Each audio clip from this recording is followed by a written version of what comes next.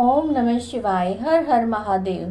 सावन के इस पवित्र महीने में शिव पुराण की आज की कथा में आप सभी भक्तों का हार्दिक स्वागत है।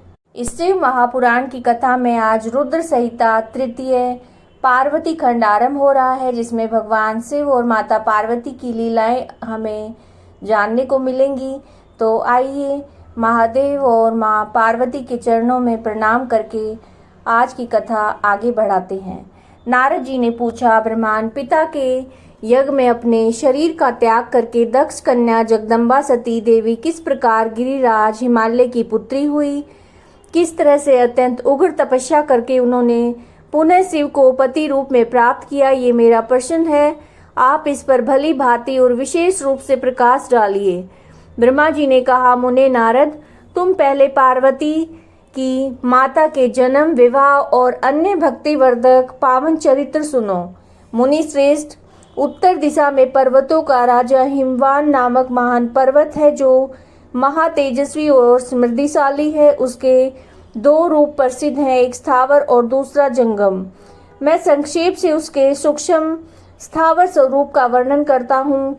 वह रमणीय पर्वत नाना प्रकार के रत्नों का आकर यानी खान है।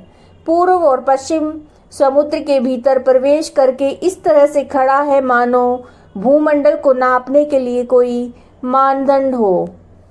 वह नाना प्रकार के वृक्षों से व्याप्त है और अनेक शिखरों के कारण विचित्र शोभा से संपन्न दिखाई देता है। सिंह, व्याघ्र आदि पशु सदा सुखपूर्वक उसका सेवन करते हैं। हिम का तो वो भंडार है, इसलिए अत्यंत उग्र जान पड़ता है। भांति भांति के आश्चर्यजनक दृश्यों से उसकी चरित्र शोभा होती है। देवता, ऋषि, सिद्ध, मुनि उस पर्वत का आश्रय लेकर रहते हैं। भगवान शिव को वह बहुत प्रिय है, तपस्या करने का स्थान है। स्वरूप से ही वह अत्यंत पवित्र तथा महात्माओं को भी पावन करने वाला है। तपस्या में वह अत्यंत शीघ्र सिद्धि प्रदान करता है। अनेक प्रकार की धातुओं की खान और शुभ है। वही दिव्य शरीर धारण करके सर्वांग सुंदर रमणीय देवता के रूप में भी स्थित है। भगवान विष्णु का विकृत अंश है, इसलिए शैलराज साधु संतों को अधिक प्रिय है। एक समय गिरिवर हिमवान ने अपनी कुल परंपरा की स्थिति और धर्म की वृद्धि के लिए देवताओं तथा पितरों का हित करने की अभिलाषा से अपना विवाह करने की इच्छा की। मुनीश्वर उस अवसर पर संपूर्ण देवता अपने स्वार्थ का विचार करके दिव्य पितरों के पास आकर उनसे प्रसन्नता पूर्वक बोले। देवताओं ने कहा, पितरों, आप सब लोग प्रसन्नचित होकर हमारी बात सुने। यदि देवताओं का कार्य सिद्ध करना आपको भी अभिष्ट हो तो शीघ्र वैसा ही करें। आपकी ज्येष्ठ पुत्री जो मैना के नाम से प्रसिद्ध है, वह मंगल रूपिणी है। उसका विवाह आप लोग अत्यंत प्रसन्नता पूर्वक हिमवान पर्वत से कर दें। ऐसा करने पर आप सब लोगों को सर्वथा महान लाभ होगा और देवताओं के दुखों का निवारण भी पग पग पर होता रहेगा।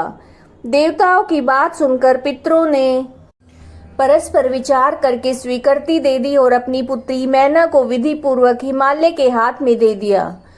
उस परम मंगलमय विवाह में बड़ा उत्सव मनाया गया। मुनीश्वर नारद, मैना के साथ हिमालय के शुभ विवाह का ये सुखद प्रसंग मैंने तुमसे प्रसन्नता पूर्वक कहा है, अब और क्या सुनना चाहते हो? नारद जी ने पूछा, विदेह विद्वान, अब आदर पूर्वक मेरे सामने मैना की उत्पत्ति का वर्णन कीजिए। किस प्रकार शाप प्राप्त हुआ था, ये कहिए और मेरे संदेह का निवारण कीजिए।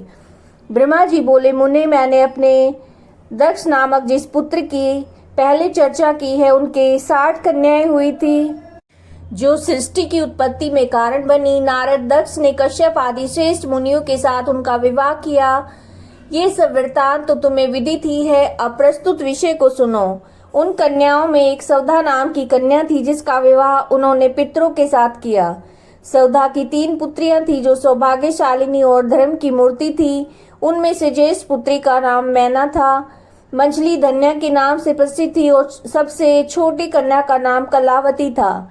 ये सारी कन्याएं पितरों की मानसी पुत्रियां थी, उनके मन से प्रकट हुई थी और इनका जन्म किसी माता के गर्भ से नहीं हुआ था। अतएव ये अयोनिजा थी, केवल लोक व्यवहार से सौधा की पुत्री मानी जाती थी।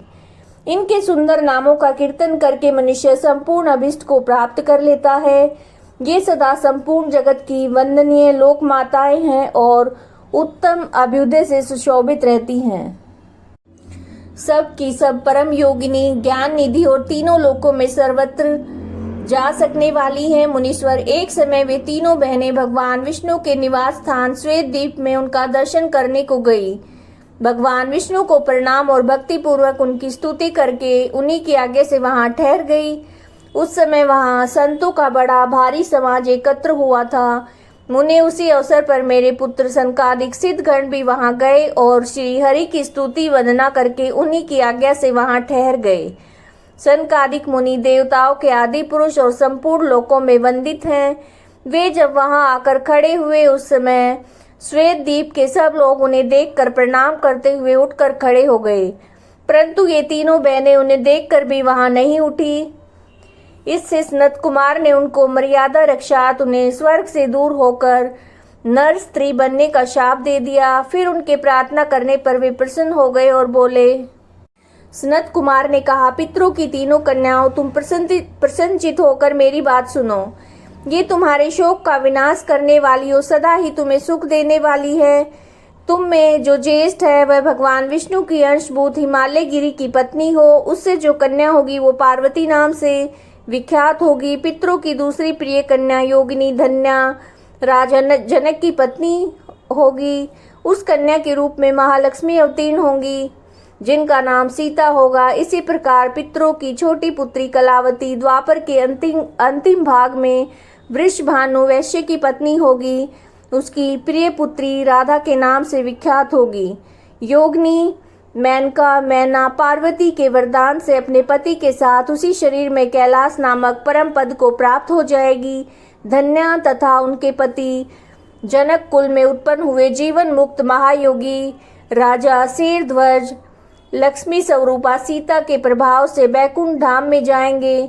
वृषभानु के साथ वैवाहिक मंगल कृत्य संपन्न होने के कारण जीवन मुक्त योगिनी कलावती भी अपनी कन्या राधा के साथ गोलोक धाम में जाएगी, इसमें संशय नहीं है। विपत्ति में पड़े बिना कहाँ किनकी महिमा प्रकट होती है। उत्तम कर्म करने वाले पुण्यात्मा पुरुषों का संकट जब टल जाता है तब उन्हें दुर्लभ सुख की प्राप्ति होती है। अब तुम लोग प्रसन्नता पूर्वक मेरी बात सुनो। जो सदा सुख देने वाली है, मैना की पुत्री जगदम्बा पार्वती देवी अत्यंत दुसह तप करके भगवान शिव की प्रिय पत्नी बनेगी। धन्या की पुत्री सीता भगवान श्री राम जी की पत्नी होंगी। लोकाचार का आश्रय ले श्री राम के साथ विहार करेंगी। साक्षात गोलोक धाम में निवास करने वाली राधा कलावती की पुत्री होंगी। वे गुप्त स्नेह में बैठकर श्री कृष्ण की प्रियतमा बनेंगी। ब्रह्मा जी कहते हैं, नारद इस प्रकार शाप के ब्याज से दुर्लभ वरदान देकर सबके द्वारा प्रशंसित भगवान सनत कुमार मुनि भाइयों सहित वहीं पर अंतर ध्यान हो गए। तात पितरों की मानसी पुत्री वे तीनों बहनें इस प्रकार शाप मुक्त होकर सुख पाकर तुरंत अपने घर को चली गई। नारद जी बोले, महामते, आपने मैना के पूर्व जन्म की शुभ एवं अद्भुत कथा कही है। उनके विवाह का प्रसंग भी मैंने सुन लिया है। अब आगे के उत्तम चरित्र का वर्णन कीजिए। ब्रह्मा जी ने कहा, नारद, जब मैना के साथ विवाह करके हिमवान अपने घर को गए तब तीनों लोकों में बड़ा भारी उत्सव मनाया गया। हिमालय भी अत्यंत प्रसन्न होकर मैना के साथ अपने सुखदायक सदन में निवास करने लगे। मुने, उस समय श्री विष्णु आदि समस्त देवता और महात्मा मुनि गिरिराज के पास गए। उन सब देवताओं को आया देखकर महान हिमगिरी ने प्रशंसा पूर्वक उन्हें प्रणाम किया और अपने भाग्य की सराहना करते हुए भक्ति भाव से उन सब का आदर सत्कार किया। हाथ जोड़कर मस्तक झुकाकर वे बड़े प्रेम से स्तुति करने को उद्यत हुए। शैलराज के शरीर में महान रोमांच हो आया। उनके नेत्रों से प्रेम के आंसू बहने लगे। मुने हिमशैल ने प्रसन्न मन से अत्यंत प्रेम पूर्वक प्रणाम किया और विनीत भाव से खड़े होकर श्री विष्णु आदि देवताओं से कहा। हिमाचल बोले, आज मेरा जन्म सफल हो गया। मेरी बड़ी भारी तपस्या सफल हुई। आज मेरा ज्ञान सफल हुआ। आज मेरी सारी क्रियाएं सफल हो गई। आज मैं धन्य हुआ। मेरी सारी भूमि धन्य हुई। मेरा कुल धन्य हुआ। मेरी स्त्री तथा मेरा सब कुछ धन्य हो गया। इसमें संशय नहीं है, क्योंकि आप सब महान देवता एक साथ मिलकर एक समय में यहाँ पधारे हैं। मुझे अपना सेवक समझकर प्रसन्नता पूर्वक उचित कार्य के लिए आज्ञा दें। हिमगिरी का ये वचन सुनकर वे सब देवता बड़े प्रसन्न हुए और अपने कार्य की सिद्धि मनाते हुए बोले। देवताओं ने कहा, महाप्राग हिमाचल, हमारा हितकारक वचन सुनो। हम सब लोग जिस काम के लिए यहाँ पर आए हैं उसे प्रसन्नता पूर्वक बता रहे हैं। गिरिराज, पहले जो जगदम्बा उमा दक्ष कन्या सती के पति के रूप में सती के रूप में प्रकट हुई थी, पहले जो जगदम्बा उमा दक्ष कन्या सती के रूप में प्रकट हुई थी और रुद्र पत्नी होकर सुदीर्घ काल तक इस भूतल पर क्रीड़ा करती रही, वे ही अंबिका सती अपने पिता से अनादर पाकर अपनी प्रतिज्ञा का स्मरण करके यज्ञ में शरीर त्याग करके अपने परम धाम को पधार गई। हिमगिरी वो कथा लोक में विख्यात है और तुम्हें भी विदित है। यदि वे सती पुनः हमारे घर में प्रकट हो जाएं तो देवताओं का महान लाभ हो सकता है। ब्रह्मा जी कहते हैं, श्री विष्णु आदि देवताओं की बात सुनकर गिरिराज हिमालय मन ही मन प्रसन्न होकर आदर से झुक गए और बोले, प्रभु, ऐसा हो तो बड़े सौभाग्य की बात है। तदंतर वे देवता उन्हें बड़े आदर से उमा को प्रसन्न करने की विधि बताकर स्वयं सदाशिव पत्नी उमा की शरण में गए। एक सुंदर स्थान में स्थित होकर समस्त देवताओं ने जगदम्बा का स्मरण किया और बार बार प्रणाम करके वे वहां श्रद्धा पूर्वक उनकी स्तुति करने लगे। देवता बोले, शिवलोक में निवास करने वाली देवी उमे, जगदम्बे, सदाशिव प्रिय, दुर्गे, महेश्वरी, हम आपको नमस्कार करते हैं। आप पावन शांत स्वरूप श्री शक्ति है, परम पावन पुष्टि है, अव्यक्त प्रकृति और महतत्व है। ये आप ही के रूप है। हम भक्ति पूर्वक आपको नमस्कार करते हैं। आप कल्याणमयी शिवा हैं, आपके हाथ भी कल्याणकारी हैं। आप शुद्ध, स्थूल, सूक्ष्म और सबका परम आश्रय हैं। अंतर विद्या और सुविद्या से अत्यंत प्रसन्न रहने वाली आप देवी को हम प्रणाम करते हैं। आप श्रद्धा हैं, आप धृति हैं, आप श्री हैं और आप ही सब में व्याप्त रहने वाली देवी हैं। आप ही सूर्य की किरणें हैं और आप ही अपने प्रपंच को प्रकाशित करने वाली हैं। ब्रह्मांड रूप शरीर में और जगत के जीवों में रहकर जो ब्रह्मा से लेकर तृण पर्यंत संपूर्ण जगत की पुष्टि करती है, उन आदि देवी को हम नमस्कार करते हैं। आप ही वेद माता गायत्री हैं, आप ही सावित्री और सरस्वती हैं। आप ही संपूर्ण जगत के लिए वार्ता नामक वृत्ति हैं और आप ही धर्म स्वरूपा वेद त्रयी हैं। आप ही संपूर्ण भूतों में निद्रा बनकर रहती हैं, उनकी शुद्धा और तृप्ति भी आप ही हैं। आप ही तृष्णा, कांति, छवि, तुष्टि और सदा संपूर्ण आनंद को देने वाली हैं। आप ही पुण्यकर्ताओं के यहाँ पर लक्ष्मी बनकर रहती हैं। आप ही पापियों के घर सदा ज्येष्ठा, लक्ष्मी की बड़ी बहन दरिद्रता के रूप में वास करती हैं। आप ही संपूर्ण जगत की शांति हैं। आप ही धारण करने वाली धात्री और प्राणों को पोषण प्रदान करने वाली शक्ति हैं। आप ही पांचों भूतों के सार तत्व को प्रकट करने वाली तत्व स्वरूपा हैं। आप ही नीतिज्ञों की नीति तथा व्यवसाय रूपिणी हैं। आप ही सामदेव की गीति हैं।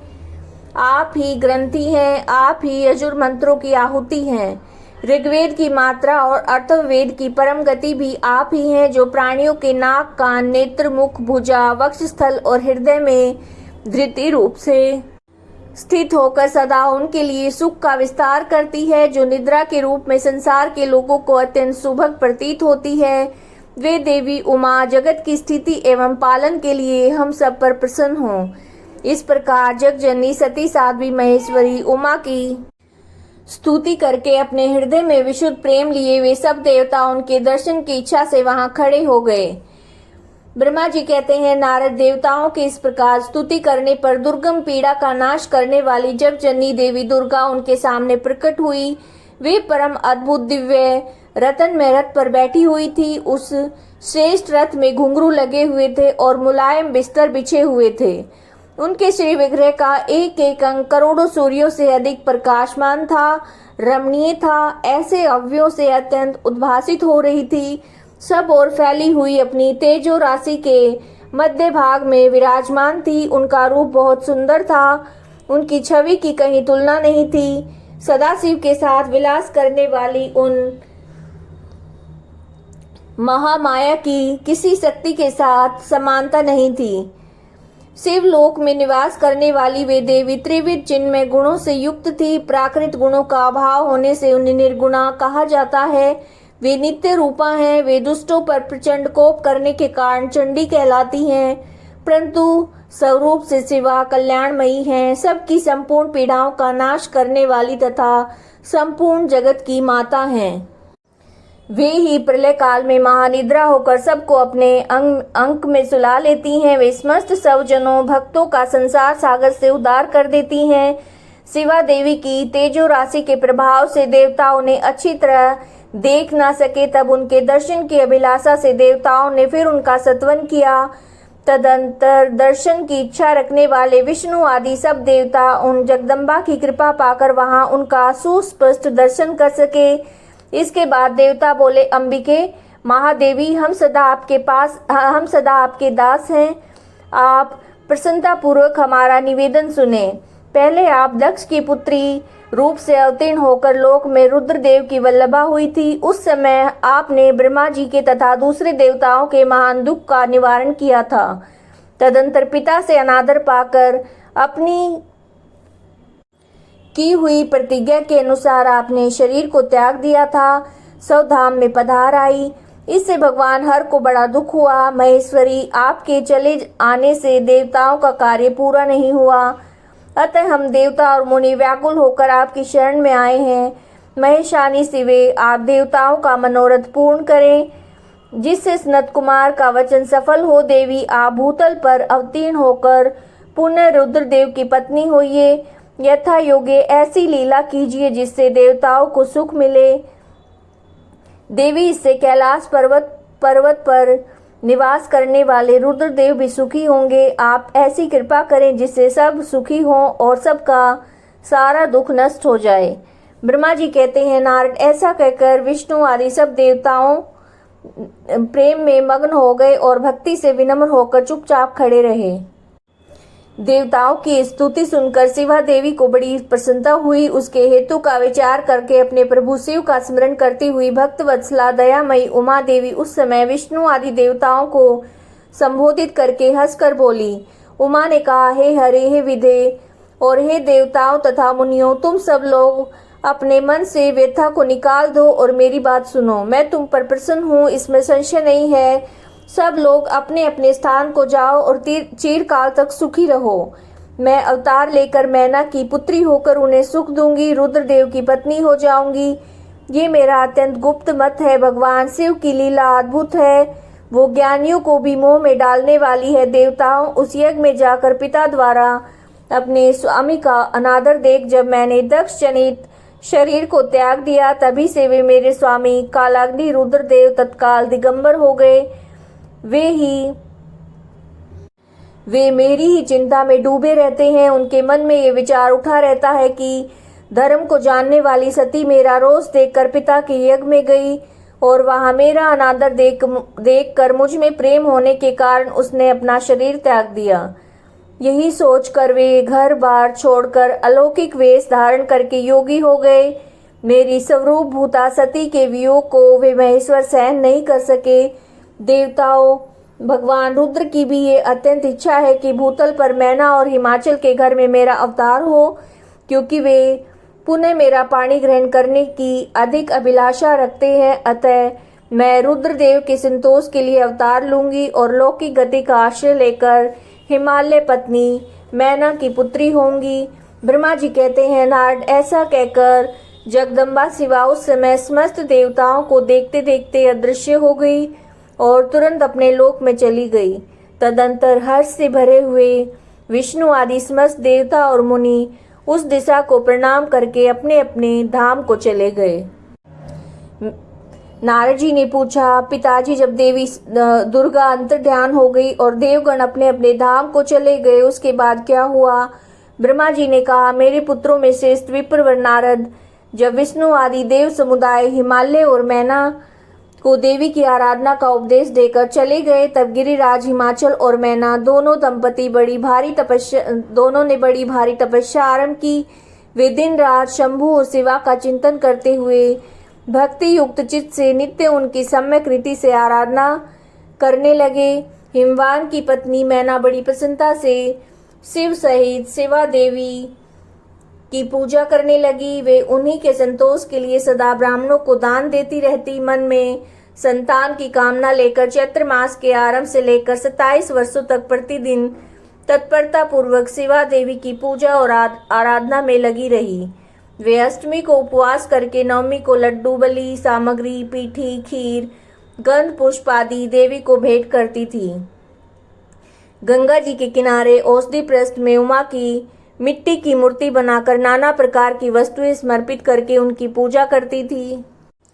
मैना देवी कभी निराहार रहती, कभी व्रत के नियमों का पालन करती, कभी जल पीकर रहती और कभी हवा पीकर ही रह जाती थी। विशुद्ध तेज से दमकती हुई दीप्तिमती मैना ने प्रेम पूर्वक सेवा में चित लगाए 27 वर्ष व्यतीत कर दिए। 27 वर्ष पूरे होने पर जगन्मयी शंकर कामिनी जगदम्बा उमा अत्यंत प्रसन्न हुई। मैना की उत्तम भक्ति से संतुष्ट होकर वे परमेश्वरी देवी उन पर अनुग्रह करने के लिए उनके सामने प्रकट हुई। तेजो मंडल के बीच में विराजमान तथा दिव्य अवयवों से संयुक्त उमा देवी प्रत्यक्ष दर्शन देकर मैना से हंसती हुई बोली। देवी ने कहा, गिरिराज हिमालय की रानी महासाध्वी मैना, मैं तुम्हारी तपस्या से बहुत प्रसन्न हूँ।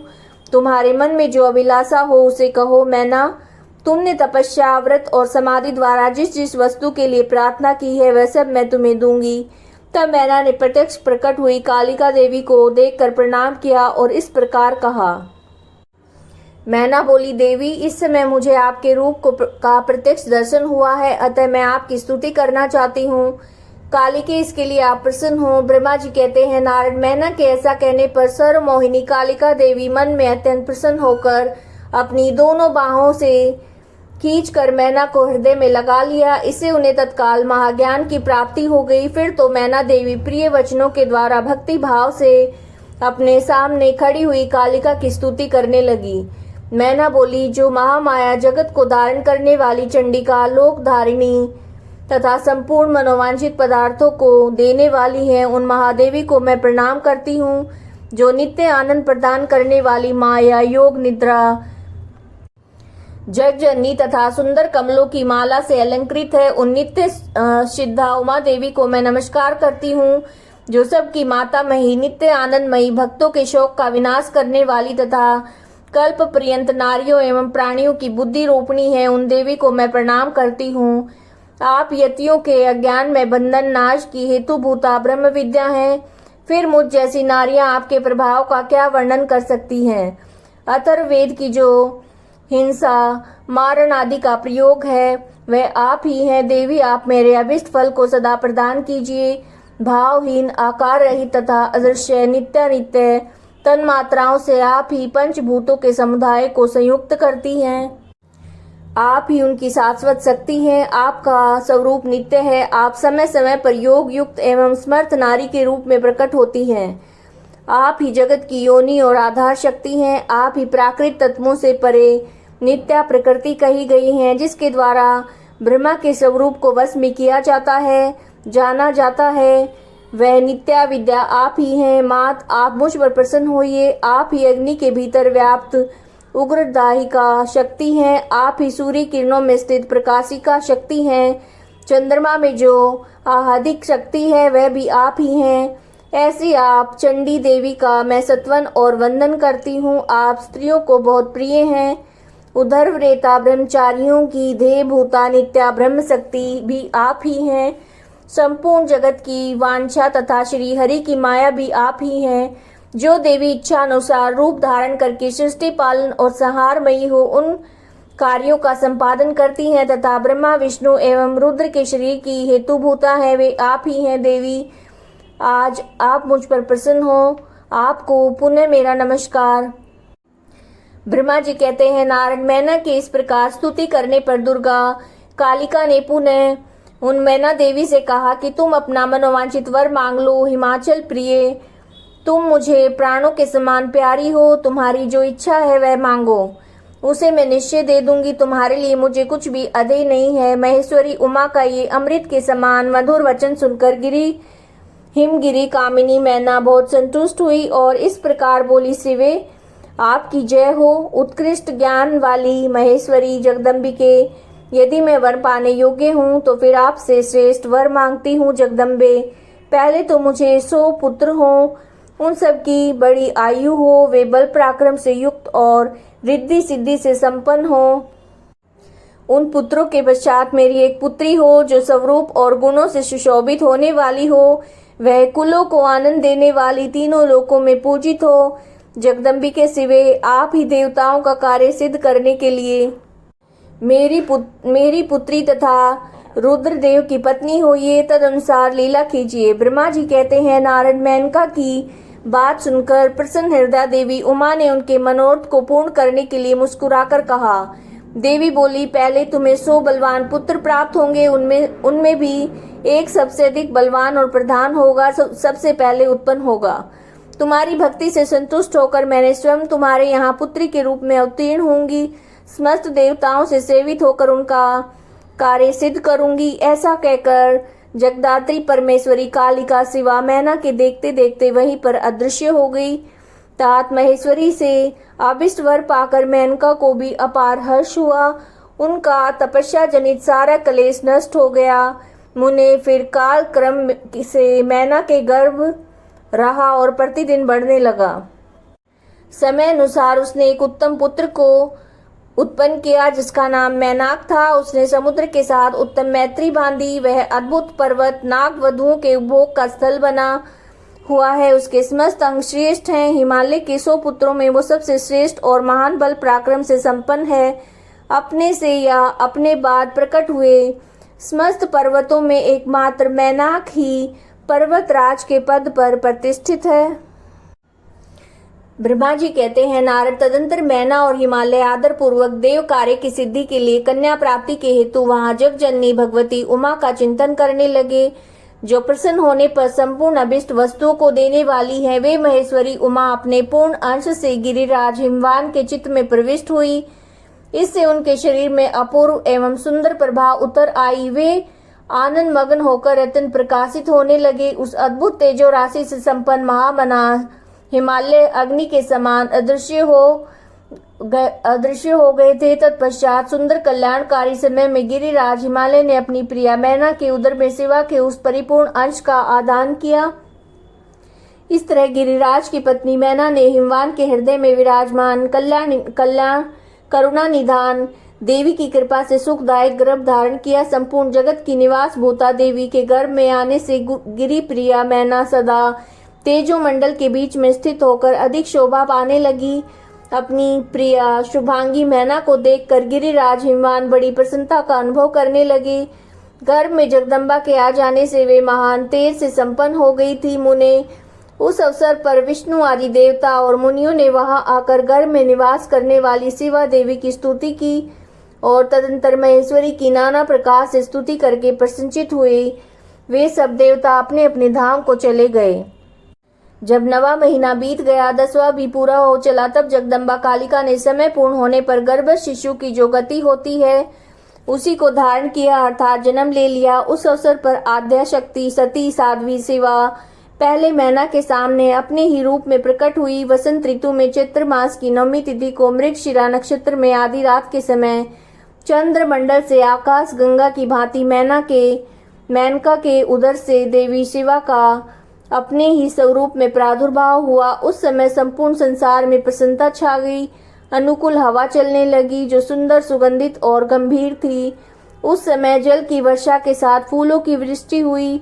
विष्णु आदि सब देवता वहां पर आए। सबने सुखी होकर प्रसन्नता के साथ जगदम्बा के दर्शन किए और शिवलोक में निवास करने वाली दिव्य रूपा महामाया शिव कामिनी मंगलमयी कालिका माता का सत्वन किया। नारद जब देवता लोग स्तुति करके चले गए, तब मेनका उस समय प्रकट हुई। नील कमल दल के समान कांति वाली श्याम वर्णा देवी को देखकर अतिशय आनंद का अनुभव करने लगी। देवी के उस दिव्य रूप का दर्शन करके गिरि प्रिया मैना को ज्ञान प्राप्त हो गया। वे उन्हें परमेश्वरी समझकर अत्यंत हर्ष से उल्लसित हो उठी और संतोष पूर्वक बोली। मैना ने कहा, जगदम्बे महेश्वरी, आपने बड़ी कृपा की है जो मेरे सामने प्रकट हुई। अंबिके, आपकी बड़ी शोभा हो रही है शिवे। आप संपूर्ण शक्तियों में आद्या शक्ति तथा तीनों लोकों की जननी हैं। देवी, आप भगवान शिव को सदा ही प्रिय हैं। संपूर्ण देवताओं से प्रशंसित पराशक्ति हैं। महेश्वरी, आप कृपा करें और इसी रूप में मेरे ध्यान में स्थित हो जाएं। साथ ही मेरी पुत्री के अनुरूप प्रत्यक्ष दर्शनीय रूप धारण करें। ब्रह्मा जी कहते हैं, नारद, पर्वत पत्नी मैना की ये बात सुनकर अत्यंत प्रसन्न हुई। शिवा देवी ने उस गिरी प्रिया को इस प्रकार से उत्तर दिया। देवी बोली, मैना, तुमने पहले तत्परता पूर्वक मेरी बड़ी सेवा की थी। उस समय तुम्हारी भक्ति से प्रसन्न होकर मैं वर देने के लिए तुम्हारे निकट आई।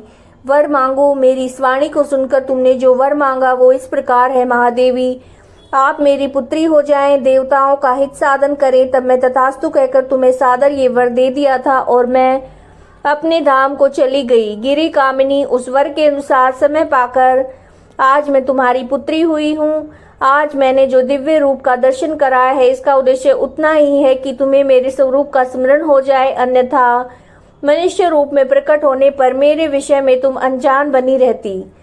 अब तुम दोनों दंपति पुत्री भाव से अथवा दिव्य भाव से मेरा चिंतन करते हुए मुझ में स्नेह रखो, इससे मेरी उत्तम गति प्राप्त होगी। मैं पृथ्वी पर अद्भुत लीला करके देवताओं का कार्य सिद्ध करूंगी। भगवान शंभु की पत्नी होंगी और सज्जनों के संकट से उद्धार करूंगी। ऐसा कहकर जगन माता शिवा चुप हो गई और उसी क्षण माता के देखते देखते प्रसन्नता पूर्वक नवजात पुत्री के रूप में परिवर्तित हो गई। तो ये आप शिव पुराण की कथा सुन रहे थे, जिसमें देवी उमा का हिमवान के घर में जन्म हुआ है। और आगे की जो कथाएं हैं वो आप सुनने के लिए चैनल को सब्सक्राइब कीजिए, वीडियोज़ को लाइक कीजिए, कमेंट करिए, ज़्यादा से ज़्यादा शेयर कीजिएगा। हर हर महादेव।